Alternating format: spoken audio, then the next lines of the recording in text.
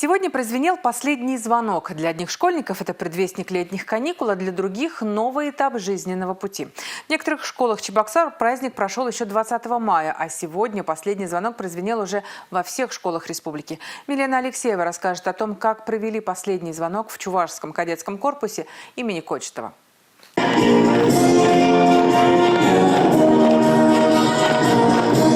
Последний звонок – особенный день для выпускников. Всех их переполняют эмоции. С одной стороны, прощание со школой, с другой – новые возможности и перспективы. Когда я только сюда пришла, мне хотелось, чтобы поскорее выпуститься 11 класс. Но за последнюю неделю мы сблизились еще больше, и как-то не хочется уходить.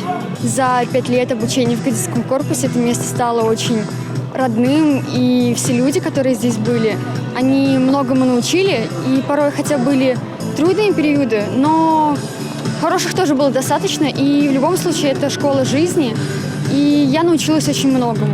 В кадетском корпусе учатся не только чебоксарцы. На торжественное мероприятие приехали родители кадет из Ульяновска, Йошкар-Олы.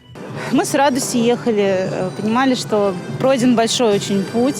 Было сначала сложно. Мы учимся здесь 2 года. От семьи он был далеко. Не каждый раз удавалось приезжать. Но мы с большой радостью сюда ехали, что, наконец, этот путь завершен и предстоит большой новый путь.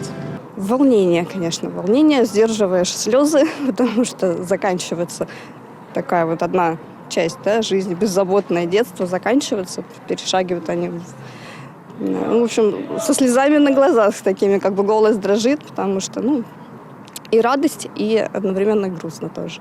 Звонок сегодня прозвенел для 149 выпускников кадетского корпуса. А всего в этом году из школ республики выпускаются порядка 5000 11-классников и 12 500 девятиклассников.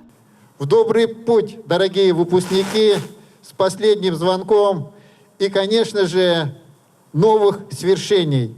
Никогда не останавливайтесь на достигнутом, дерзайте, мечтайте, а самое главное, смело и активно двигайтесь по жизни для того, чтобы достигать эти очень высокие мечты. Большинство ребят, которые в этом году заканчивают кадетский корпус, намерены связать свою жизнь со службой в вооруженных силах, спецподразделениях и правоохранительных органах. Не менее 60% кадет планируют поступить в высшие военные вузы. Но сначала выпускные экзамены и выпускные вечера, а дальше взрослая жизнь и реализация планов.